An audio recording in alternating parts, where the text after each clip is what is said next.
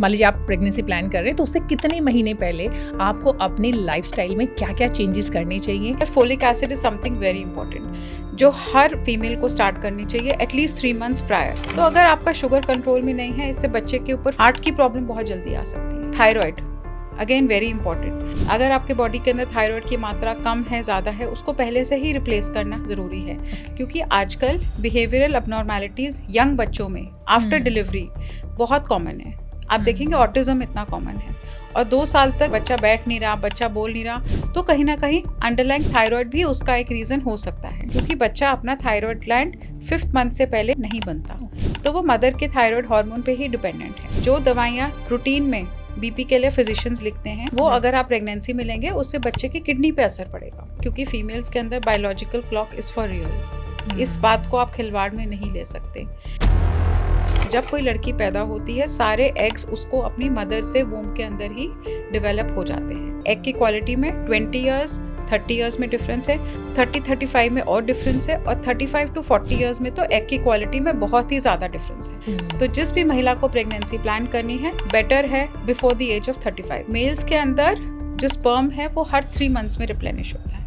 तो मेल्स के अंदर कोई ऐसे एज लिमिट नहीं है फादर बनने के लिए, लेकिन उसकी क्वालिटी भी डिटेरियरेट होती है। मेरे पास बहुत रिक्वेस्ट आती हैं कि डॉक्टर हमारे एग्स आप फ्रीज कर दो, क्योंकि हमें जो अगले 10 साल तक प्रेगनेंसी प्लान नहीं करनी। तो ये मैं बोलूँगी कि आप नेचर से इतना ज़्यादा प्ले अराउंड भी ना करें, बिकॉज हर एक एज पे प्रेगनेंसी, सिर्फ प्रेग्नेंट होना एक चैलेंज ही नहीं है, प्रेगनेंसी को कैरी करना भी तो एक चैलेंज है।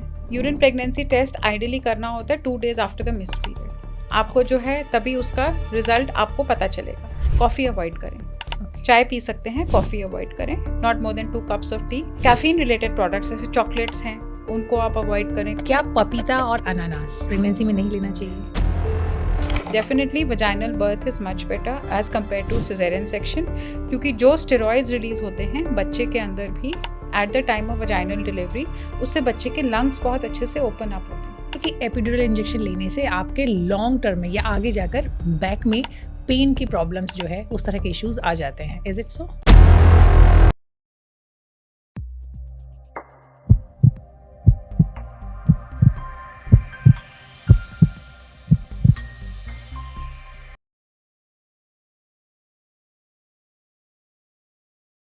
आज के इस पॉडकास्ट में हम बात करेंगे एक ऐसे टॉपिक पे जिसका कि डायरेक्ट कंसर्न वैसे तो महिलाओं के साथ है, लेकिन ये सारे पुरुषों को ज़रूर देखना चाहिए।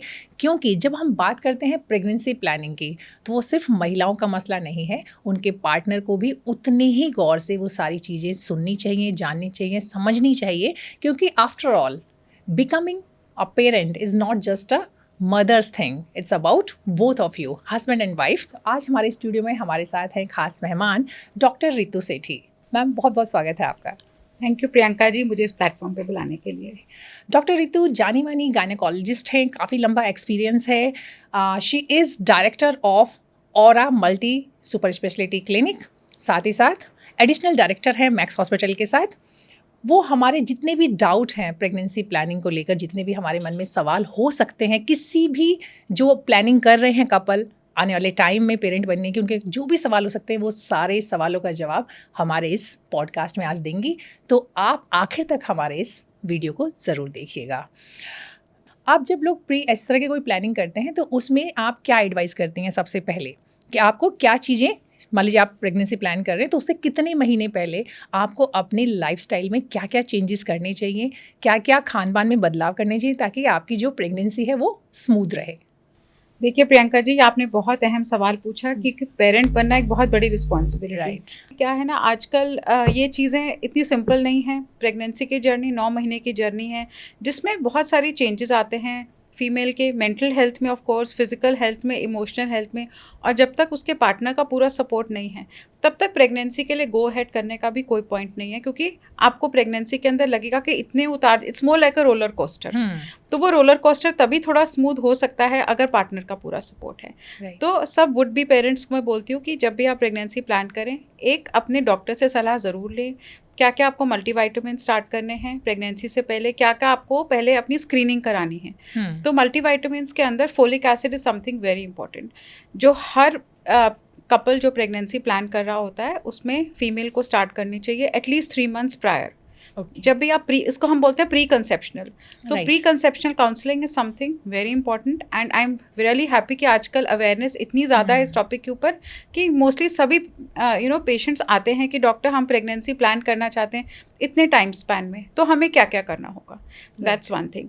सेकेंडली, आजकल लाइफस्टाइल प्रॉब्लम्स बहुत कॉमन है, थायराइड का इशू बहुत कॉमन है, ओबेसिटी बहुत ज़्यादा कॉमन है, PCOD की बहुत शिकायत है, हाई BP. आप यू वॉन्ट इमेजिन, यंगस्टर्स हैं, कल ही मेरे पास एक patient I 26 year old, she is working in a corporate setup and she is on 2 medications for high BP.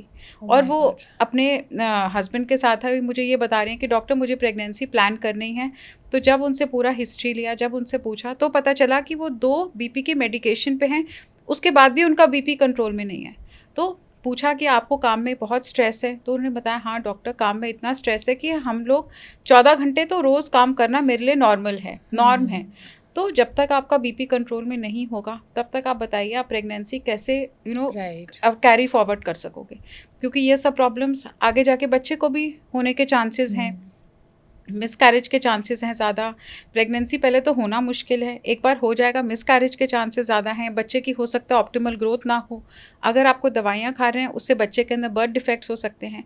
तो ये सब चीज़ों के बारे में हर कपल को अवेयर होना ज़रूरी है कि लाइफस्टाइल प्रॉब्लम्स पहले से सॉर्ट आउट होना is very important before you are planning. In case आप कोई मेडिकेशन ले रहे हो शुगर के लिए, डायबिटिक जैसे आजकल बहुत कॉमन है, अगेन क्योंकि सबकी सिटिंग जॉब है, लाइफस्टाइल इशू है, तो अगर आपका शुगर कंट्रोल में नहीं है, इससे बच्चे के ऊपर फॉर एग्जांपल हार्ट की प्रॉब्लम बहुत जल्दी आ सकती है. तो ये इन सब चीज़ों के बारे में अवेयरनेस होना, मतलब अगर मदर को शुगर की प्रॉब्लम है तो बच्चे में हार्ट इश्यूज हो सकते हैं. हार्ट इश्यूज आ सकते हैं, मिसकैरेज के चांसेस बढ़ सकते हैं, बच्चे के अंदर बर्थ डिफेक्ट्स की प्रॉब्लम काफ़ी कॉमन है, जो BP की दवाइयाँ, जो शुगर की दवाइयाँ खा रही हैं मदर्स. तो ये सब अगर आप पहले ये सब चीज़ें कंट्रोल में हो, आपका HbA1c जो 3 months का शुगर का टेस्ट है वो नॉर्मल हो, उसके बाद ही मैं कहती हूँ आप अब जाके प्रेगनेंसी प्लान करिए. तो एक विजिट आपको अपने डॉक्टर के साथ करनी चाहिए, ये स्क्रीन करने के लिए कि आप पहले कितने फिट हो प्रेगनेंसी करने के लिए.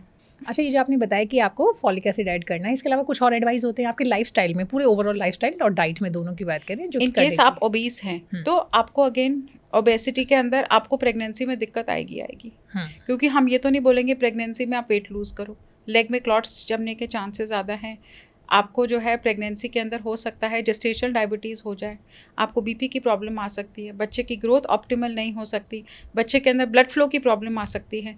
तो हम पेशेंट को समझाएंगे कि पहले आप अपना BMI ठीक करिए, बॉडी मास इंडेक्स जो है नॉर्मल पे लेके आइए, उसके बाद ही आप आए. ओबीस कैटेगरी से ओवरवेट में भी शिफ्ट हो जाएं तो भी आप प्रेगनेंसी जो है कर सकते हैं. लेकिन ये सब चीज़ों को, थायराइड अगेन वेरी इंपॉर्टेंट, बहुत लोग थायराइड को इतना एम्फेसिस नहीं देते, तो फर्स्ट विजिट पे मैं सब पेशेंट्स का थायराइड टेस्ट ज़रूर करवाती हूँ. अगर आपके बॉडी के अंदर थायराइड की मात्रा कम है, ज़्यादा है, उसको पहले से ही रिप्लेस करना ज़रूरी है. क्योंकि आजकल बिहेवियरल अबनॉर्मलिटीज़ यंग बच्चों में आफ्टर डिलीवरी बहुत कॉमन है. आप देखेंगे ऑटिज़म इतना कॉमन है, और 2 साल तक बच्चे के अगर माइलस्टोन्स डिलेड हैं, बच्चा बैठ नहीं रहा, बच्चा बोल नहीं रहा, तो कहीं ना कहीं अंडरलाइंग थायराइड भी उसका एक रीज़न हो सकता है जी, जिसका ऑलरेडी सॉर्ट आउट होना ज़रूरी है. अब कई लोग हैं जिनको थायराइड के इशू इतने ज़्यादा हैं कि जो थायराइड का हार्मोन है जिसका लेवल 5 होना चाहिए, उसका लेवल 100 के ऊपर है, और वो प्रेगनेंसी लेके आई हैं. तो लास्ट वीक एक पेशेंट मेरे पास आई, उनका थायराइड का लेवल था 100+, और कह रही डॉक्टर मैं तो प्रेग्नेंट हूँ. अब प्रेगनेंसी हो गई, आप जैसे आपने, हाँ, अब आप इमोशनली भी अटैच हो गए, तो अब उनके लिए क्या फॉरवर्ड है. जब थायराइड लेवल आपके बॉडी के अंदर इतना डेफिशिएंट है, आपके जो है थायराइड हार्मोन TSH जिसको हम बोलते हैं उसका लेवल इतना हाई है, तो बच्चे के अंदर तो मेंटल प्रॉब्लम्स आएंगी ही आएंगी. और थायराइड को हमेशा ओवर करेक्ट करना, बाहर के देशों में तो थायराइड को हमेशा ओवर करेक्ट करते हैं, जिसके बारे में अवेयरनेस इंडिया में अभी कम है, क्योंकि उन्होंने देखा है जो बच्चे बैठ नहीं पाते, बोल नहीं पाते ठीक ठाक 2 years तक, कहीं ना कहीं मदर को थायराइड का इशू रहा होता है, क्योंकि बच्चा अपना थायराइड ग्लैंड 5th month से पहले उसका थायराइड ग्लैंड नहीं बनता. तो वो मदर के थायराइड हार्मोन पे ही डिपेंडेंट है. ओवर करेक्ट क्या हुआ? ओवर करेक्ट मतलब इसका लेवल अगर आपका 5 होता है नॉर्मल, प्रेगनेंसी के अंदर उसका लेवल 3 से कम होना चाहिए. इसको हम लोग ओवर करेक्शन बोलते हैं. तो थायराइड हार्मोन का जो है लेवल एक पर्टिकुलर कट ऑफ से कम रहना चाहिए, जब भी कोई पेशेंट प्रेग्नेंट होती है, ताकि बच्चे को प्रॉपर थायराइड रिप्लेसमेंट मिले। अगर मदर को बीपी है तो बच्चे को बर्थ के बाद कौन कौन से इश्यूज हो सकते हैं? देखिए, अगर आप ऑलरेडी बीपी की मेडिकेशन पे हैं तो बहुत कम दवाइयाँ हैं जो सेफ़ हैं। जैसे ही आपका बीपी का प्रेगनेंसी टेस्ट पॉजिटिव आता है, आप तुरंत जाके अपने डॉक्टर से मिलें और इमिडिएटली मेडिसिन चेंज करें, क्योंकि जो दवाइयाँ रूटीन में बीपी के लिए फिजिशियंस लिखते हैं, सब लिखते हैं नॉर्मल उसके लिए, वो अगर आप प्रेगनेंसी में लेंगे उससे बच्चे की किडनी पे असर पड़ेगा। ओके। तो आपको 1 या 2 दवाइयाँ ही हैं जो बिल्कुल सेफ़ हैं प्रेगनेंसी के अंदर। तो आपको ये अवेयरनेस होना चाहिए कि हाँ, मुझे थायराइड का इशू है, मेरा पीरियड मिस हो गया, इमीडिएटली मैं जाके डॉक्टर से मिलूँ और अपना बीपी कंट्रोल में लेके आऊँ या अपनी मेडिकेशन चेंज करवाऊँ। Are you getting me? तो ये अवेयरनेस महिलाओं के अंदर बहुत ज़रूरी ये बहुत इंपॉर्टेंट बात है जो आपने बताई है कि यूजुअली क्या होता है, किसी को लगता है मेरी तो मेडिसिन चल रही हैं, हाँ, और मेरा बीपी नॉर्मल है। लेकिन ये जो आप बता रहे हैं बहुत मतलब इंपॉर्टेंट चीज़ है कि आई थिंक जो भी आपके डॉक्टर हैं जिनको भी आप दिखा रहे हैं, आप उनको पहले डिस्कस करें कि मैं प्रेगनेंसी प्लान कर रही हूँ या मैं कंसीव कर चुकी हूँ। अगर प्लानिंग में पहले कर ले तो और बेटर है, अदरवाइज आप एटलीस्ट कंसेप्शन के बाद तो जरूर जाके बताएं अपने इमीडिएटली जाके मिलना है। अगर आपको कोई लाइफस्टाइल इशू है, जैसे पीसीओडी है, अब पीसीओडी आजकल तो एक नया एपिडेमिक है, आई नो, कोविड के बाद हर लड़की को, हर महिला को पीसीओडी का इशू है। तो पीसीओडी अगर आपको है, आपके मिसकैरेज के चांसेस बढ़ेंगे, आपको प्रेगनेंसी के दौरान शुगर की प्रॉब्लम हो सकती है, आपको हार्मोन्स का उतार चढ़ाव ज़्यादा रहेगा, बच्चे के अंदर ब्लीडिंग के चांसेस हैं। तो ये सब चीज़ों को आपको पहले ही अपने डॉक्टर से जाके मिलना है कि डॉक्टर मैं अपना पीसीओडी पहले कंट्रोल में करूं, क्योंकि पीसीओडी एक रिवर्सिबल प्रॉब्लम है। चलिए, तो बहुत अच्छा है कि अगर आपको कोई भी मेडिकल इशू है तो आप पहले ही कर लें। पर मान लीजिए कि कोई मेडिकल इशू नहीं है, राइट, आप फुली फिट एंड फाइन हैं, तब आप फॉलिक एसिड के अलावा कुछ और चीज़ एडवाइस करती हैं लाइफस्टाइल में चेंज के लिए या डाइट में? मैं बस ये बोलती हूँ आप हेल्दी वेल बैलेंस डाइट खाएं, बिल्कुल स्ट्रेस फ्री रहें, बिकॉज जितना आपका बॉडी के अंदर स्ट्रेस हार्मोन ज़्यादा रहेगा उतना आपका शुगर बिगड़ने के चांसेस ज़्यादा हैं। और at least 6 to 8 hours of sleep very important for every patient who is planning a pregnancy. Office का स्ट्रेस, हर आजकल देखिए प्रोफेशन में स्ट्रेस बहुत ज़्यादा है, और फीमेल्स तो ज़्यादा स्ट्रेस प्रोन होती ही हैं, बिकॉज हमारा मेकअप ऐसा है कि हम छोटी छोटी बातों पे भी स्ट्रेस लेते हैं। तो ये आपको खुद को रिलैक्स रहना भी ज़रूरी है। अगर आप ये चीज़ें फॉलो कर रहे हैं और आपके अंदर और कोई डेफिशिएंसीज नहीं है तो गो अहेड कर सकते हैं प्रेगनेंसी के लिए। ठीक है, कितने टाइम तक ट्राई करने के बाद अगर लगता है कि आप कंसीव नहीं कर रहे हैं तो फिर आपको डॉक्टर से एडवाइस लेना चाहिए फर्दर आईवीएफ या कुछ और टेक्निक्स का यूज़ करने के लिए? देखिए, अगर आपकी एज कम है, कम मतलब अगर आपकी एज 35 ईयर्स तक है और 1 ईयर हो गया है, आप 1 ईयर तक प्रेगनेंसी के लिए ट्राई कर रहे हैं, 1 ईयर तक प्रेगनेंसी नहीं हुई, तो आप उसके बाद आप जाके अपने डॉक्टर से मिलें। दोनों हस्बैंड वाइफ, यूजुअली फीमेल्स पे ब्लेम ज़्यादा आता है एज़ कम्पेयर टू मेल्स, तो दोनों हस्बैंड वाइफ जाके अपने टेस्ट ज़रूर करवाएं। क्या पता किस पार्टनर में इशू है, हो सकता है मेल का स्पर्म काउंट कम है या उनके स्पर्म जो है नॉर्मल नहीं है, फीमेल्स के अंदर हार्मोनल इश्यूज़ हैं, या बच्चेदानी में कोई दिक्कत है, कोई गांठ है, कोई रसौली है, अंडेदानी में कोई प्रॉब्लम है, ये सब रूल आउट करना है। After the age of 35 I would say don't be so relax कि 1 साल तक ट्राई करेंगे, क्योंकि धीरे धीरे करके आपके एग्स भी डिप्लीट होंगे। ठीक है, तो किस एज तक हम लोग मानते हैं लेडीज़ के लिए कि उनके एग्स की क्वालिटी जो है वो अच्छी होती है या वो मदर बनने के लिए पूरी तरह से फिट एंड फाइन है? हाँ, देखिए प्रियंका जी, बहुत अहम सवाल है, क्योंकि फीमेल्स के अंदर biological clock is for real. इस बात को आप खिलवाड़ में नहीं ले सकते। A girl is born with all the eggs at the time of birth. जब कोई लड़की पैदा होती है, सारे एग्स उसको अपनी मदर से वूम के अंदर ही डेवलप हो जाते हैं। तो जब प्यूबर्टी स्टार्ट होती है, मतलब जब आपका पीरियड स्टार्ट होता है, वो एग्स धीरे धीरे करके डिप्लीट होते होते जैसे 1 to 2 मिलियन होंगे at the time of birth, puberty तक आते आते वो 60 to 80,000 हो जाते हैं। ठीक है, 12-13 साल की एज तक। फिर आप एक जैसे एग यूज़ कर रहे हैं हर साइकिल में, तो स्लोली आपके एग्स और ओल्ड होते जाएंगे। तो मैं एग्जांपल दूंगी, जैसे स्किन की क्वालिटी है, 20 ईयर्स के अंदर स्किन की क्वालिटी डिफरेंट रहेगी, 30 में डिफरेंट रहेगी, 35 में डिफरेंट रहेगी, 35-40 में बहुत मार्केट डिफरेंस है। ऐसे ही एग की क्वालिटी में 20 ईयर्स 30 ईयर्स में डिफरेंस है, 30-35 में और डिफरेंस है, और 35 to 40 ईयर्स में तो एग की क्वालिटी में बहुत ही ज़्यादा डिफरेंस है। तो जिस भी महिला को प्रेगनेंसी प्लान करनी है, बेटर है अब before the age of 35 at least have 1 child, क्योंकि उसके बाद आपकी फर्टिलिटी भी कम होगी और आपकी एग्स की क्वालिटी भी कम रहेगी। खराब रहेगी। जी। देखिए फर्टिलिटी कम हुई तो समझ में आ रहा है, लेकिन जो आप कह रहे हैं कि एग की क्वालिटी खराब होगी तो इससे बच्चे पे क्या असर पड़ेगा, आने वाले बच्चे पे? एक तो मिसकैरेज के चांसेस बढ़ेंगे। आजकल देखते हैं ना डाउन सिंड्रोम, हम्म। बच्चे के अंदर क्रोमोसोमल प्रॉब्लम्स, मंद बुद्धि के इश्यूज, बच्चा बोल नहीं रहा, बच्चा बैठ नहीं रहा, ये सब इश्यूज इसलिए हैं अगर मदर की एज ज़्यादा है। ओके। क्योंकि जो है आपका जेनेटिक मेकअप ही ओल्ड हो चुका है, तो वो ज़्यादा फ्रेजाइल है, more prone to getting to kind of getting spoiled. तो क्योंकि आपकी एग की क्वालिटी पुअर है, बच्चे के अंदर माइलस्टोन्स डिले होने के चांसेस भी ज़्यादा हैं डिलीवरी के बाद। तो 35 ईयर्स से पहले पहले अगर एक बेबी हो जाए वो बेटर है। जी। चलिए आपने बताया कि फीमेल्स का तो एक बॉडी क्लॉक है जो कि दैट इज़ फॉर रियल। क्या मेल्स के साथ भी ऐसा कुछ होता है? क्या वो पूरी लाइफ फादर बन सकते हैं या फिर उसमें भी कुछ कंसर्न होता है? हाँ, इंटरेस्टिंगली देखिए फीमेल्स के अंदर जैसे मैंने बोला बायोलॉजिकल क्लॉक है, मेल्स के अंदर जो स्पर्म है वो हर 3 मंथ्स में रिप्लेनिश होता है। तो मेल्स के अंदर कोई ऐसे एज लिमिट नहीं है फादर बनने के लिए, लेकिन उसकी क्वालिटी भी डिटेरियरेट होती है। 70 ईयर्स के मेल के अंदर वो स्पर्म की क्वालिटी नहीं होगी जो एक 40 ईयर्स में होगी। लेकिन हाँ, फीमेल्स के अंदर मेनोपॉज का मतलब है आपके ओवरीज में अब एग प्रोडक्शन नहीं हो रहा। मेल्स के अंदर ऐसा नहीं है, उनके अंदर तो हर 3 मंथ्स के अंदर स्पर्म की क्वालिटी, स्पर्म जो है बनता है। ओके। तो फीमेल्स के अंदर बायोलॉजिकल क्लॉक है, मेल्स के अंदर ऐसी कोई बायोलॉजिकल क्लॉक नहीं है। राइट। मैम आजकल क्या है कि बहुत सारे आप देखते हैं सब लोग प्रोफेशन में हैं और थोड़ा लेट मैरिज का भी वो एक चलन कह लीजिए, ज़रूरत कह लीजिए, कुछ भी। उसमें क्या होता है कि बहुत सारी जो यंग लड़कियां हैं वो एग फ्रीजिंग की तरफ जा रही हैं।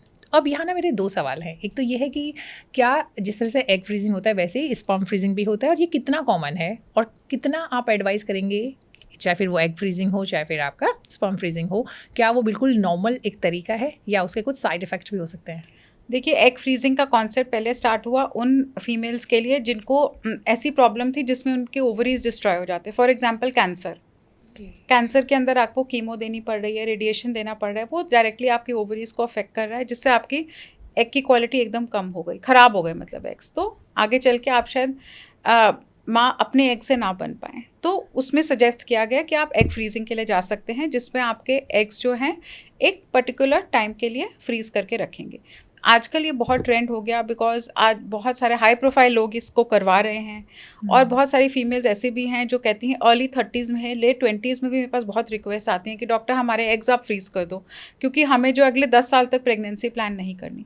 तो ये मैं बोलूँगी कि आप नेचर से इतना ज़्यादा प्ले अराउंड भी ना करें, बिकॉज हर एक एज पे प्रेगनेंसी, सिर्फ प्रेग्नेंट होना एक चैलेंज ही नहीं है, वो तो प्रेग्नेंट होने तक हुआ ना, प्रेगनेंसी को कैरी करना भी तो एक चैलेंज है।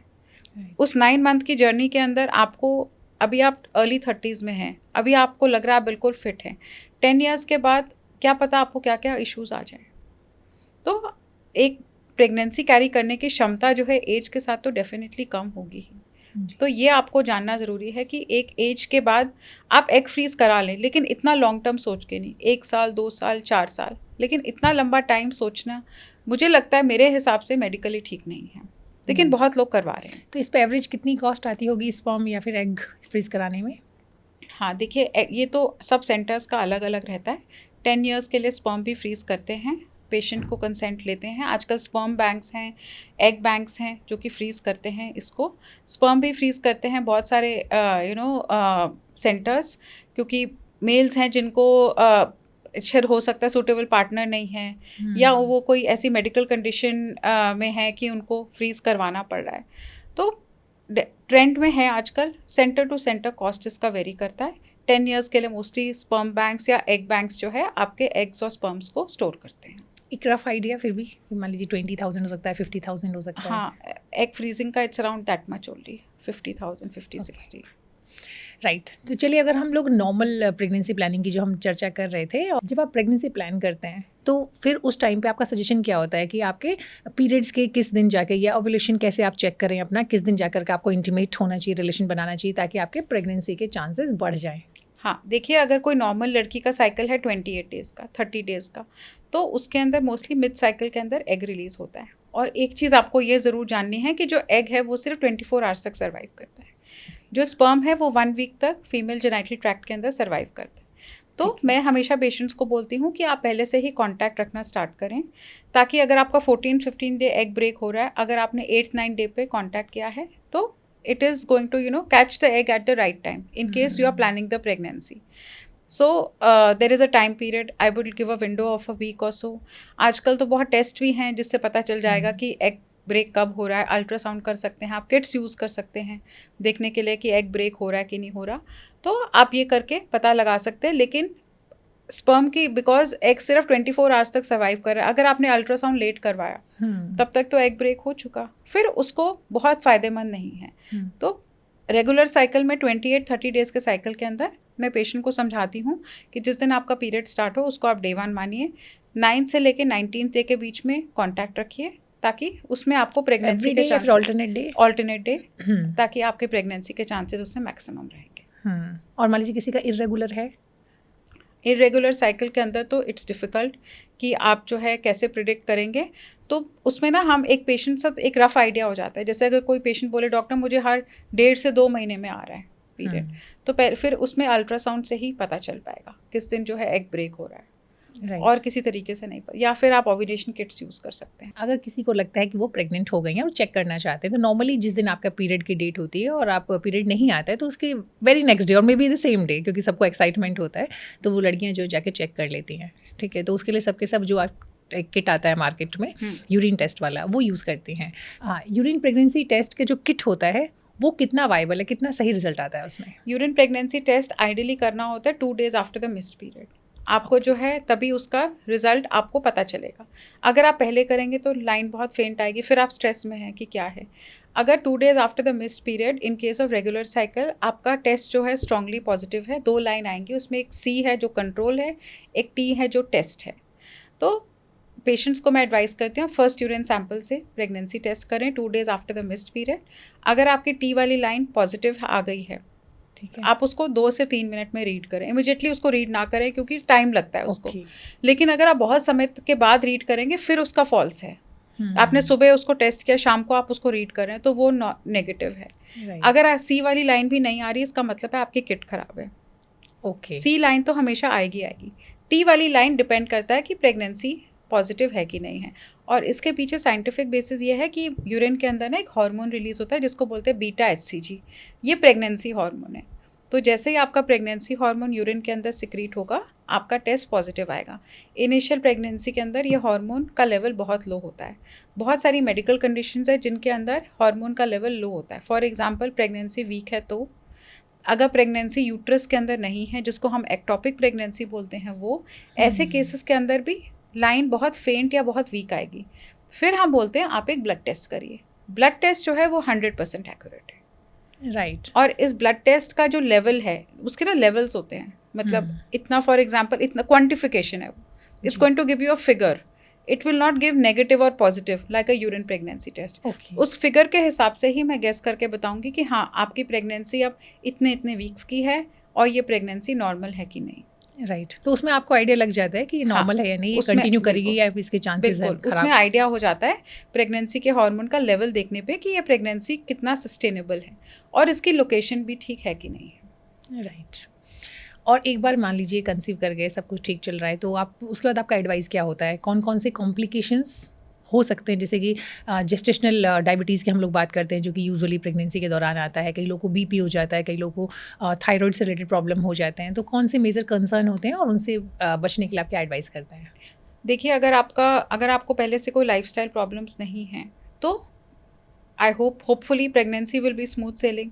बट ये हम रिलैक्स होकर नहीं बैठ सकते. आपको फर्स्ट ट्राइमेस्टर के अंदर ही सब टेस्ट करवाने पड़ेंगे देखने के लिए कि आपका हीमोग्लोबिन लेवल कितना है, आपका थायराइड नॉर्मल है कि नहीं है, आपको कुछ और शुगर वगैरह का इश्यूज़ तो नहीं है, आपके ब्लड के अंदर क्लॉटिंग का कोई प्रॉब्लम तो नहीं है. अगर वो सब ठीक है तो आप रूटीन में अपने डॉक्टर कंसल्टेशन के अकॉर्डिंगली समय समय पे अपने अल्ट्रासाउंड कराते रहें.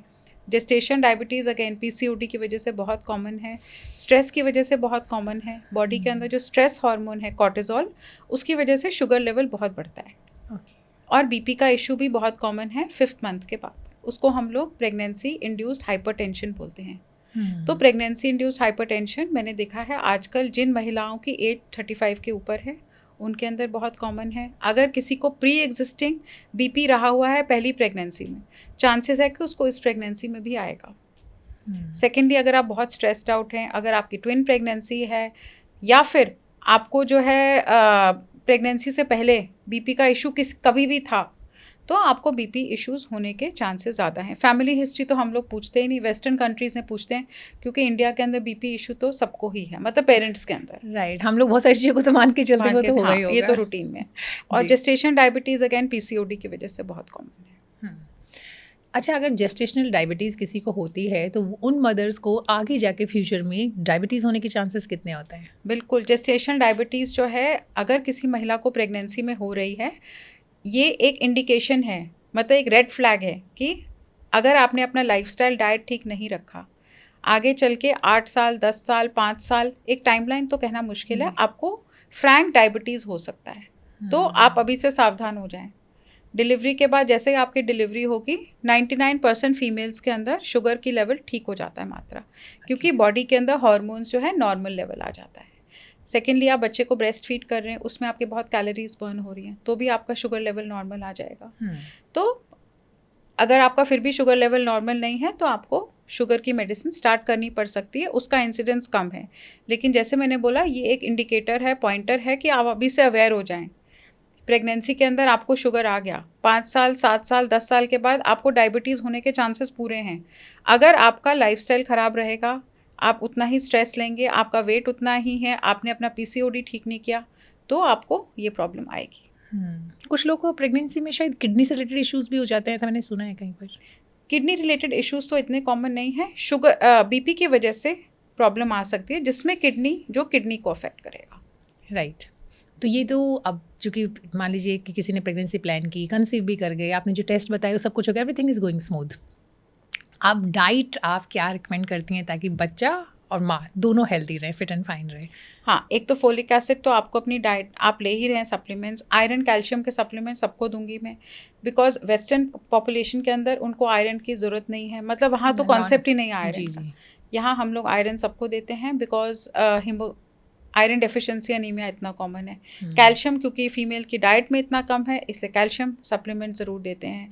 इसके अलावा डाइट के अंदर आप हेल्दी वेल बैलेंस डाइट खाएं, fried, processed, salty food, bakery products, इन सब से बिल्कुल दूर रहें। शुरू से ही अपनी शुगर क्रेविंग्स को जो है कंट्रोल में रखें।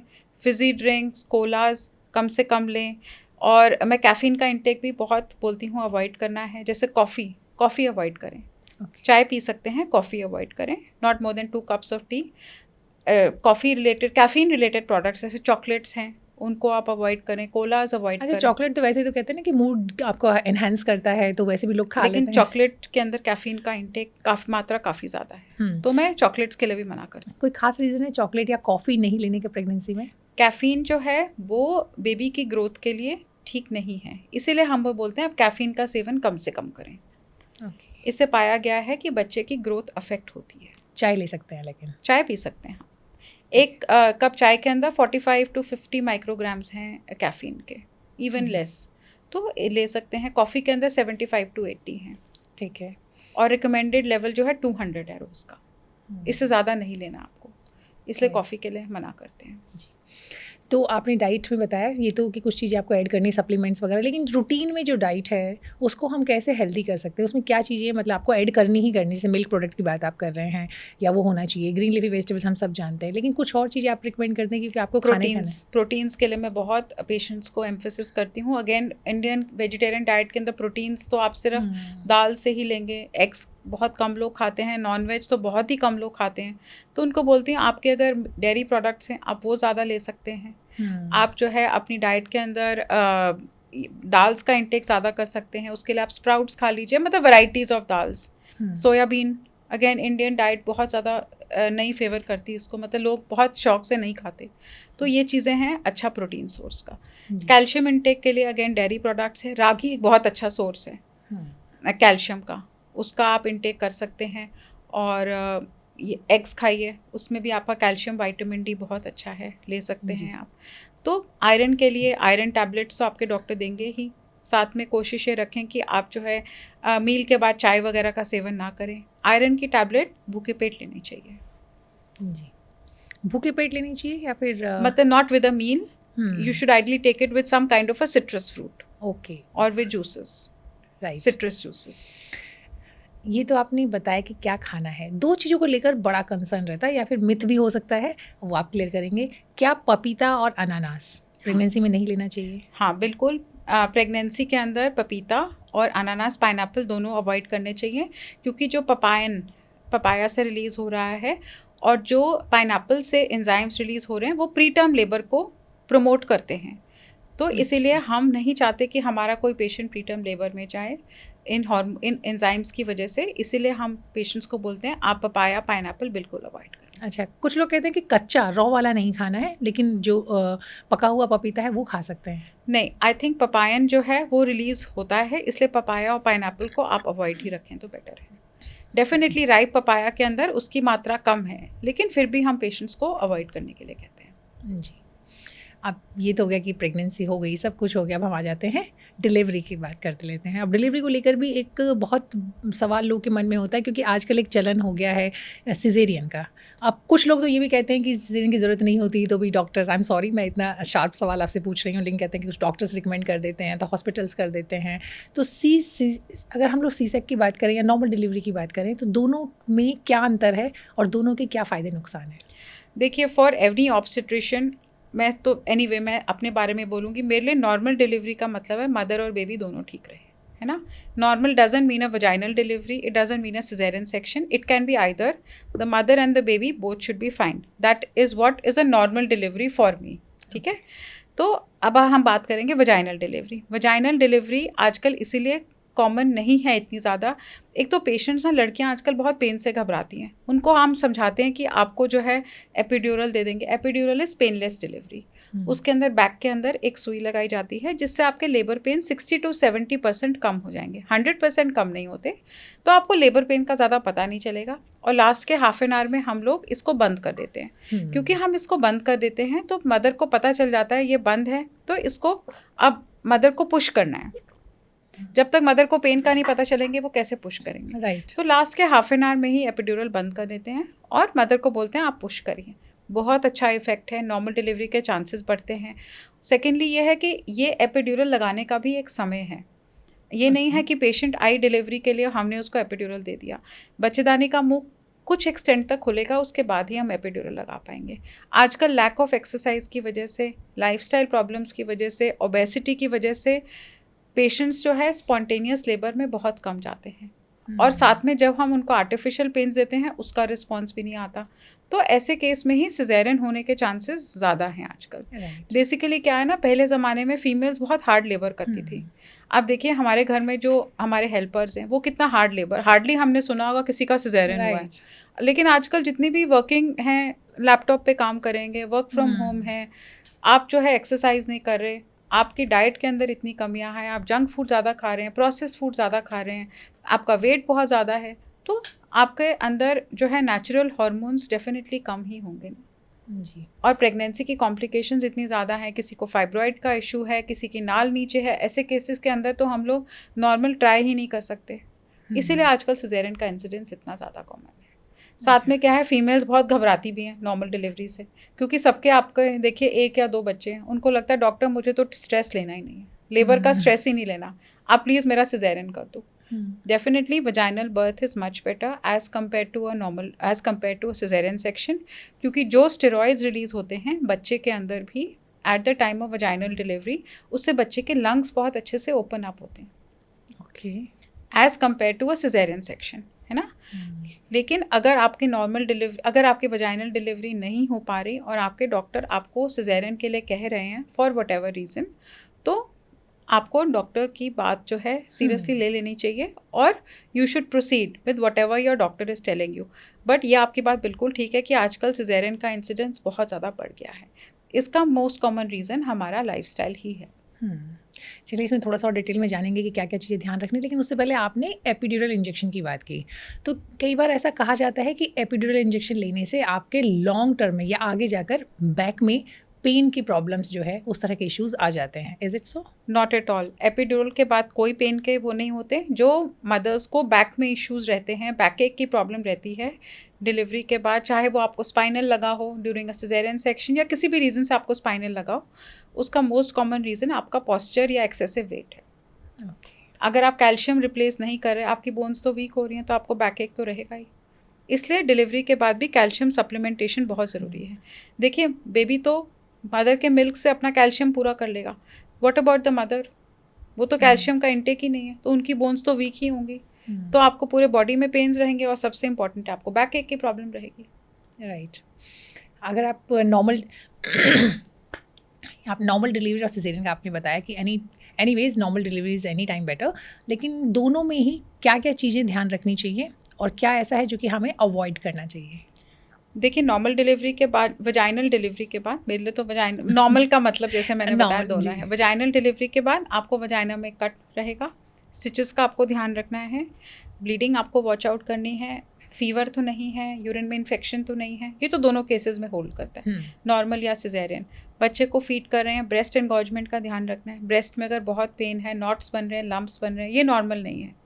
इस केस में आपको अपने डॉक्टर को कंसल्ट करना है। स्टिचेस में आपको बहुत सिवियर पेन है, आपसे उठा बैठा भी नहीं जा रहा, चाहे वो वजाइनल डिलीवरी है, सिजेरियन है, इसका मतलब है कहीं ना कहीं स्टिचेस में आपको पस है, तो जाके अपने डॉक्टर से अगेन ज़रूर मिलें। ब्रेस्ट फीडिंग आपके लिए एक बहुत बड़ा एफर्ट है। आपको लग रहा है कि आपको ब्लीडिंग बहुत ज़्यादा हो रही है, फीवर आ रहा है, you are feeling short of breath, या आपको लग रहा है कि आपकी लेग में एक तरफ स्वेलिंग है, इसका मतलब है कि शायद आपके लेग्स के अंदर क्लॉटिंग का प्रॉब्लम है। बहुत महिलाओं को आजकल क्लॉटिंग का प्रॉब्लम हो रहा है, क्योंकि प्रेगनेंसी के दौरान एक तो ओबेसिटी बहुत कॉमन फैक्टर है, और हाई बीपी रहना, तो ये रीजंस हो सकते हैं, ये चीज़ें वॉच आउट करना ज़रूरी है। और जो हम लोग सिजेरियन कराते हैं उसमें तो शायद कुछ 3 मंथ्स का कुछ ऐसा ड्यूरेशन, तो इसमें वेट वगैरह नहीं उठाना होता है, ऐसे कुछ 1.5 मंथ्स में स्टिचेस आपके ठीक हो जाते हैं, तो आप जो है अपना नॉर्मल रूटीन कर सकते हैं, एक्सरसाइज वगैरह स्टार्ट कर सकते हैं जो आप करना चाहें। स्टेयर्स के लिए मना करती हूँ मैं कुछ समय के लिए, तो और कुछ भारी काम वाम नहीं करना। कितने टाइम के लिए? At least 6 weeks, 1.5 to 2 months। Gymming वगैरह आप स्टार्ट कर सकते हैं उसके बाद, क्योंकि इंटरनल स्टिचेस भी तब तक मोस्टली डिज़ोल्व हो जाते हैं। और नॉर्मल डिलीवरी के बाद तो आप अपना रूटीन कर सकते हैं, बस वो स्टिचेस डिज़ोल्व होते हैं उसके 10 days to 2 weeks में, 10 से 14 दिन में जो वजाइना पे कट होता है, डिपेंडिंग अपॉन किसने कौन सा स्टिच लगाया, सूचर कौन सा यूज़ किया, मटेरियल कौन सा यूज़ किया, जो लेकिन जो अच्छा, इसमें भी ऐसा कुछ होता है कि कोई एक बेटर कंसिडर किया जाता है, जो आप स्टिचेस की बात कर रहे हैं? वाइक्रल रैपिड है, वो ही आजकल यूज़ किया जाता है मोस्टली जगह में। तो वाइक्रल रैपिड 10 to 2 weeks में डिज़ोल्व हो जाता है, 10 days to 2 weeks में डिज़ोल्व हो जाता है। ठीक है, तो अगर हम लोग बात करें, जैसा आपने बताया कि नॉर्मल लाइफ की तरफ वापस जा सकते हैं, तो उसमें एक चीज़ आती है कि हस्बैंड वाइफ के बीच में जो इंटीमेसी की बात अगर हम कर रहे हैं, सेक्सुअल रिलेशनशिप, तो वो दोनों ही डिलीवरी के केसेस में कितने टाइम के बाद शुरू कर सकते हैं? देखिए, 2 weeks लगते हैं यूट्रस को यूजुअली पेल्विस के अंदर सिंक करने में, लेकिन नॉर्मल यूट्रस अपनी पोजीशन में आता है 6 weeks के बाद, आफ्टर डिलीवरी। उसके बाद आप जो है कांटेक्ट रख सकते हैं, इंटीमेसी स्टार्ट कर सकते हैं दोनों ही डिलीवरीज में। और उसके बाद दोनों डिलीवरी में, और आप कॉन्ट्रासेप्शन का भी ऑप्शन अपने डॉक्टर से डिस्कस कर सकते हैं। एक बेबी के बाद तो मैं बहुत फेवर में हूँ कि कॉपर टी लगाई जाए, बिकॉज कॉपर टी बहुत सेफ़ है, इसका फेलियर रेट बहुत कम है, और ऐसी बात है कि इसको याद नहीं रखना, जो पिल्स हैं वो तो आपको याद रखनी पड़ेंगी ना खानी। कॉपर टी तो ये है कि आप लगवा लिया, 3 years 5 years जो भी उसका ड्यूरेशन है उस तक रहेगा, पहले निकलवाना है पहले निकलवा लो, तो कॉपर टी एक बहुत अच्छा ऑप्शन है। राइट। अब जब डिलीवरी हो गई तो मदर्स के लिए एक अगेन एक बहुत बड़ा डर तो नहीं कह सकते, लेकिन शायद समझ में नहीं आता है उनको कि बच्चे को फीड कैसे करना है। और कुछ मदर्स ऐसी होती हैं जो कि उनको लगता है कि हालांकि आजकल पहले के कंपैरेटिव काफ़ी अवेयरनेस हो गई है, और जो मदर का जस्ट तुरंत डिलीवरी के बाद जो मिल्क होता है वो दिया जाता है, तो I think it is very important for child's health. तो इसको लेकर के अगर कुछ, लेकिन कुछ लोगों को लम्स हो जाते हैं, कुछ को पेन होता है, कुछ को स्टार्टिंग में फीड कराना नहीं आता है, तो ऐसे में आप क्या एडवाइस करते हैं पेरेंट्स को? देखिए, सबसे तो पहले ये है कि सब हॉस्पिटल आजकल बेबी फ्रेंडली इनिशिएटिव हॉस्पिटल्स हैं, ठीक है। इसका मतलब है कि हम exclusive breast feeding, nothing to be given to the baby except for mother's milk up till the age of 6 months। ये हम लोग बहुत ज़्यादा प्रमोट करते हैं। इसके लिए प्रेगनेंसी में ही पेशेंट्स को तैयार करना शुरू करते हैं ब्रेस्ट फीडिंग के बारे में, कि आप अपना ब्रेस्ट चेकअप करा सकते हो। डिलीवरी के बाद तो खैर करते ही करते हैं। तो अगर आपको नॉट्स बन रहे हैं, लम्प्स बन रहे हैं, पहले तो 1-2 दिन आप हॉस्पिटल में रहेंगे, आपको ब्रेस्ट फीडिंग की हम प्रॉपर टेक्निक बताएंगे। ट्रेंड स्टाफ भी आजकल होता है जिसको हम लैक्टेशन कंसल्टेंट बोलते हैं, वो पेशेंट्स को समझाते हैं किस तरीके क्या टेक्निक है ब्रेस्ट फीडिंग के लिए। डाइट के लिए हम आपको समझाएंगे क्या क्या है। अब ब्रेस्ट फीडिंग ऑप्टिमल हो, एक तो लैचिंग प्रॉपर होना चाहिए, साथ में मदर की डाइट बहुत इंपॉर्टेंट रोल प्ले करती है। Human breast milk is 90% water, तो ये एक मिथ है कि आप डिले किया पानी मत पियो, पेट निकल आएगा। जब तक आप वाटर का इंटेक नहीं करेंगे आपका ब्रेस्ट मिल्क बनेगा नहीं, और अगर आपका शुरू में ब्रेस्ट मिल्क नहीं बनेगा तो आगे चल के आपका ब्रेस्ट मिल्क बनने में और आपको दिक्कत आएगी। सेकेंडली, जितना बच्चा सक करेगा उतना ब्रेस्ट मिल्क बनेगा। तो आप ये नहीं है कि बच्चा थोड़ा सा रोए आप टब फीड के लिए भागें, तो आप बच्चे को ब्रेस्ट से ज़रूर लगाएं, प्रॉपरली लैच कराएं, सक कराएं, तभी आपका ब्रेस्ट मिल्क बहुत अच्छा बनेगा। और यूजली 3-4 दिन में, हफ्ते के अंदर अंदर ब्रेस्ट फीडिंग अच्छी इस्टेब्लिश हो जाती है, अगर आपकी टेक्निक ठीक है, आपकी डाइट ठीक है। स्ट्रेस फ्री रहना बहुत ज़रूरी है, क्योंकि मिल्क प्रोड्यूसिंग हार्मोन ब्रेन से रिलीज़ होता है। जितना आप स्ट्रेस लोगे आपका ब्रेस्ट मिल्क उतना कम आएगा। और अगर आपकी नींद पूरी नहीं है, जैसे न्यू मदर्स की नींद पूरी नहीं होती, इतना मदरहुड एक इतना ओवरवेलमिंग एक्सपीरियंस है सबके लिए, तो आपको ये कोशिश रखने कि एटलीस्ट कुछ घंटे के लिए तो आप सोएं, ताकि आपके हार्मोन्स जो रिलीज़ हो रहे हैं, प्रोलैक्टिन, ऑक्सीटोसिन, वो अच्छी मात्रा में रिलीज़ हो और आपको ब्रेस्ट फीडिंग में दिक्कत ना आए। राइट। तो ये मिल्क बढ़ाने के लिए कुछ ऐसे ग्रेन्यूल से कुछ सप्लीमेंट्स वगैरह भी काफ़ी प्रमोट किए जाते हैं? हाँ, हम काफ़ी प्रमोट करते हैं, मोस्टली गैलेक्टोजेनिक काफ़ी चीज़ें हैं। इंडियन डाइट बहुत अच्छी डाइट है उस तरीके से ना, जिसके अंदर गैलेक्टोजेनिक हम लोग बोलते हैं। इससे बहुत सारी मिल्क प्रोडक्शन अच्छा रहता है। तो पेशेंट्स को हम समझाते हैं कि आप ये सब डाइट में इंक्लूड करें। अगर आपका नहीं बन रहा तो सप्लीमेंट्स भी लिखेंगे आपके लिए, लेकिन आप जो है पहले नेचुरली ट्राई करें अपनी डाइट और फ्लूइड इंटेक अच्छा करके। तो फ्लूइड इंटेक तो आपने बताया, लेकिन डाइट में क्या, जैसे कई जो दादी या नानी वगैरह तो कहते थे कि एक मसूर की दाल होती है, हाँ। वो कहते हैं कि काफ़ी अच्छा होता है मिल्क प्रोडक्शन के लिए, या जैसे पुराने टाइम में कुछ पंजीरी वगैरह भी बनाते हैं। हाँ। आजकल तो लोग वेट गेन की वजह से कई बार नहीं खाते हैं कि वेट बढ़ जाएगा। नहीं, ये चीज़ें डेफिनेटली गैलेक्टोजेनिक हैं, इनसे बहुत अच्छा मिल्क प्रोडक्शन होता है, तो ये चीज़ें आप ले सकते हैं। जो ग्रैन्यूल्स हैं उनके अंदर भी थोड़ी थोड़ी क्वांटिटी इन चीज़ों की है, अगर आप ध्यान से उसका लेबल पढ़ेंगे ना, तो ये चीज़ें थोड़ी थोड़ी क्वांटिटी में हैं। ठीक है। कोई और चीज़ आप एडवाइस करेंगे इनमें ऐड करने के लिए? मेडिकली तो हम बोलते हैं आप जीरे का इंटेक कर सकते हैं, फेनुग्रीक का इंटेक कर सकते हैं, इन चीज़ों से अच्छा मिल्क उतरता है। मैम, जब बात डिलीवरी की करते हैं तो आजकल ना, चूँकि सिजेरियन बहुत सारे लोग ऑप्ट करते हैं, आप खुद बता रहे हैं कि अपनी चॉइस से भी लोग करा रहे हैं, तो मैंने एक चलन देखा है इधर, ट्रेंड कह लीजिए, कि कई लोग ना जाकर के ज्योतिषी से एक डेट निकलवाते हैं, या कोई एक पर्टिकुलर डे आ रहा है, मान लीजिए रामनवमी आ रहा है, कृष्ण जन्माष्टमी आ रहा है, ऐसा कोई एक शुभ दिन आ रहा है, उसके हिसाब से लोग बच्चा जो है प्लान कर लेते हैं। मान लीजिए बच्चे की जो एक एक्सपेक्टेड डिलीवरी डेट होती है बच्चे के लिए, उससे 10 दिन आगे प्लान कर लिया है कुछ दिन ऐसे। तो आप एज ए डॉक्टर इसको कैसा देखती हैं? मतलब ये मदर के लिए और बच्चे के लिए हेल्थ के हिसाब से ये सही है? देखिए, ऐसा है कि आइडली प्रेगनेंसी को हम टर्म प्रेगनेंसी बोलते हैं अगर डिलीवरी हो रही है लास्ट के 3 वीक्स में कभी भी, है ना। अगर 3 वीक्स से पहले मेडिकली इंडिकेटेड नहीं है तो ये कोई ऑस्पिशियस डे देके मैं तो बिल्कुल भी रिकमेंड नहीं करूँगी कि आप डिलीवरी कराएं, क्योंकि प्रीमेच्योर डिलीवरी करना बच्चे के लिए हार्मफुल है। बच्चे के लंग्स प्रॉपर नहीं खुलते, और बच्चे के जो नर्व्स में जो न्यूरॉन्स ग्रो कर रहे हैं, जो वूम में ग्रोथ है, वो आर्टिफिशियली बाहर आके इतना अच्छा नहीं रहेगा, सांस लेने में दिक्कत आएगी, इन्फेक्शन जल्दी हो सकता है। तो 37 वीक से पहले तो डिलीवरी करना वैसे भी इंडिकेटेड नहीं है। उसके बाद अगर आप कोई डेट चूज़ करना चाहते हैं, that is totally your call. Again I would prefer कि आप जो है इंडक्शन के लिए जाएं, आर्टिफिशियल पेन्स के लिए जाएं। लेकिन जैसा आप बोल रहे हैं कि ये ट्रेंड है आजकल की, पर्टिकुलर डेट पे आए, अपना बता दिया डॉक्टर हमें सिजेरियन करवाना है इस दिन, सब कुछ तो रेडीमेड चाहिए। हाँ, सब कुछ रेडीमेड चाहिए और सबको बहुत जल्दी भी है। राइट।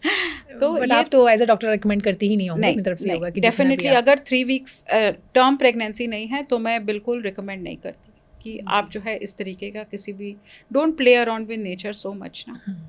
और किसी ने, अगर जैसे आप बता रहे थे कि सिजेरियन कितने टाइम बाद आप नॉर्मल लाइफ कर सकते हैं, बट किसी को सेकंड बेबी प्लान करना है सी-सेक के बाद, तो कितना गैप होना ज़रूरी है सेकंड टाइम सर्जरी से पहले? देखिए, आप 1.5 साल के बाद कभी भी प्रेगनेंसी प्लान कर सकते हैं। बहुत ऐसे सिजेरियन भी हैं जो मैंने एक बेबी होने के 1.5 ईयर्स के बाद ही किए हैं, तो स्टिचेस तब तक यूट्रस के अच्छे हील हो जाते हैं और इतना गैप इनफ है। और अगर पहली बार सिजेरियन हो तो सेकंड बेबी सिजेरियन से ही होगा? इसके चांसेस ज़्यादा हैं, बिकॉज वही फैक्टर्स यूजुअली प्ले करते हैं। अगर सिजेरियन का कट भी जो है बहुत हेल्दी नहीं लग रहा हमको चेकअप के टाइम पे, तो उसका सिजेरियन ही होगा। लेकिन ये नहीं है कि हम नॉर्मल के लिए ट्राई नहीं करेंगे। Vaginal birth after caesarean section, जिसको मैं वी बैक बोलती हूँ, वो भी मैं ट्रायल देती हूँ, लेकिन उसके लिए भी बहुत कंडीशंस हैं किस किस के लिए हम ट्राई कर सकते हैं, लेकिन डेफिनेटली ट्राई करते हैं अगर कोई प्री एग्जिस्टिंग फैक्टर्स नहीं है।